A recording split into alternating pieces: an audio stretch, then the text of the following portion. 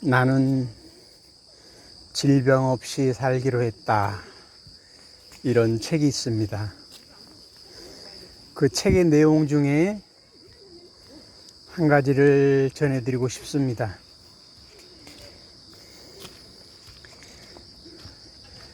질병 진행의 7단계.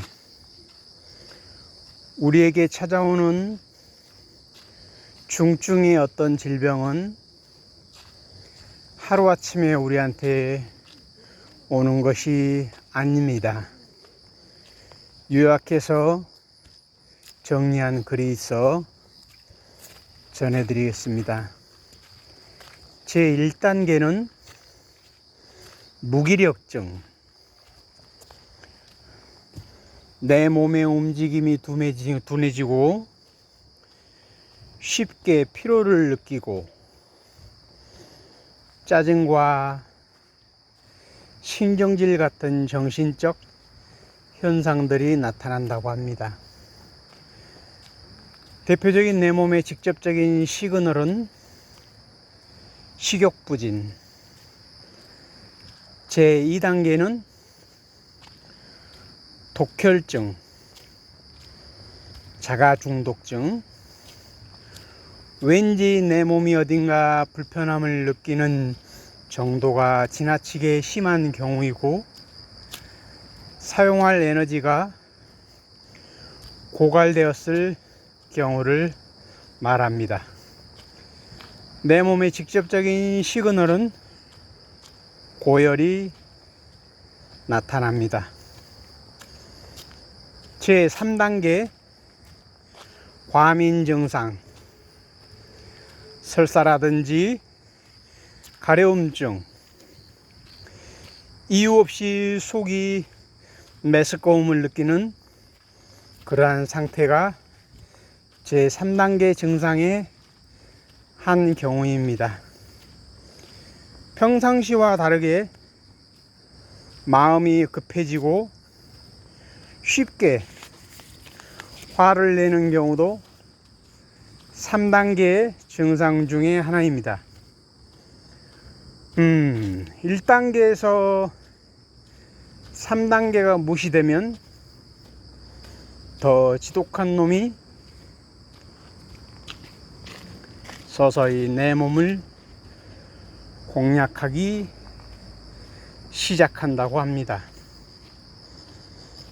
제4단계는 염증, 통증. 모든 통증에는 반드시 이유와 목적이 있다고 합니다. 통증은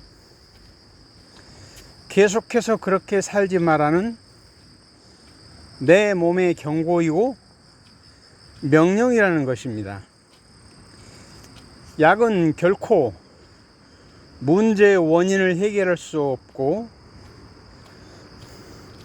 내 몸을 되돌릴 수 없다는 것입니다. 맹장염, 간염, 신장염, 대장염, 림프선염, 피부염 등 내 몸의 전신의 곳곳에서 나타난다고 합니다. 이때 약으로 증상을 무마하려고 하나 문제의 본질은 좀처럼 사라지지 않는다는 것입니다. 이 4단계는 아주 중요하다고 합니다. 쉽게 건강을 회복할 것인가, 아니면 더 무서운 질병의 다음 단계로 더 깊게 빠질 것인가를 결정하는 결정적인 단계이다.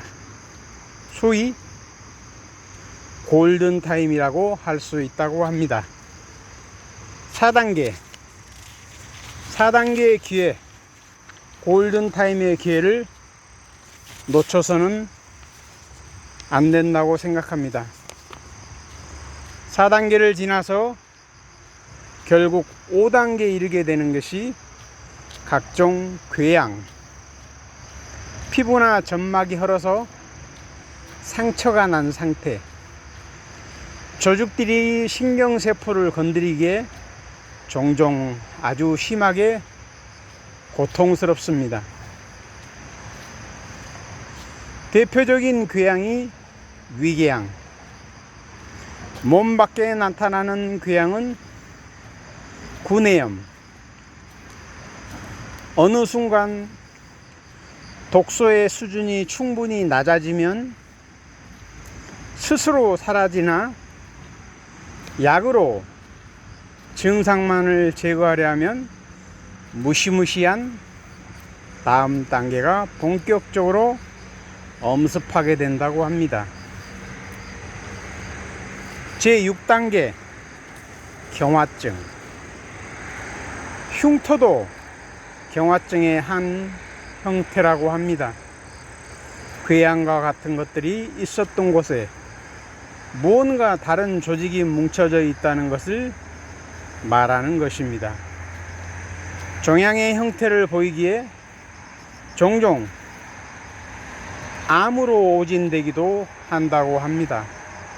얼마나 통탄한 일인지요. 이 단계를 무시하고 내 몸을 더 학대하면 당신의 세포가 미쳐버리는 그러한 상태가 된다고 합니다.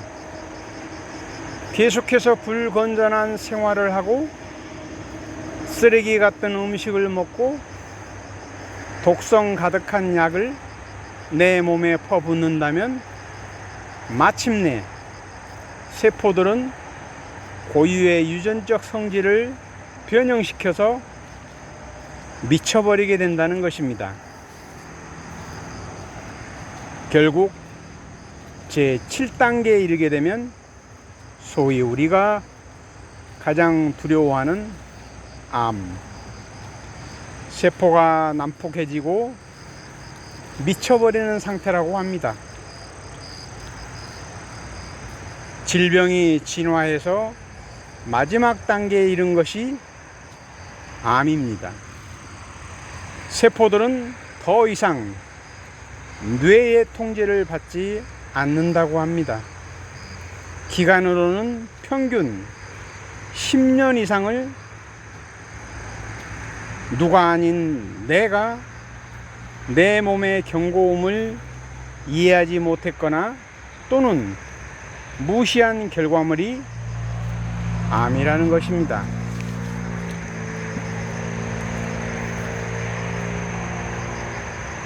제가 특히 중요시 생각하는 단계가 언급드린 단계 중에서 4단계 염증과 통증, 그 단계에서만 골든타임임을 알고 생활 습관을 고치고 염증과 통증 관리에 타고난 성분을 늘 가까이 하게 된다면 너무나 쉽게 건강한 몸으로 회복될 수 있다는 사실입니다. 부디 무려 10년 이상을 내가 내 몸의 증상에 눈을 감고 외면하여서 결국 최악의 결과에 이르기 전에 생활 습관과 염증, 통증 관리에 더욱 유의하시고 맨발 걷기든 일상생활의 작은 운동 습관의 소중함을 놓치지 마시기 바랍니다. 파이팅!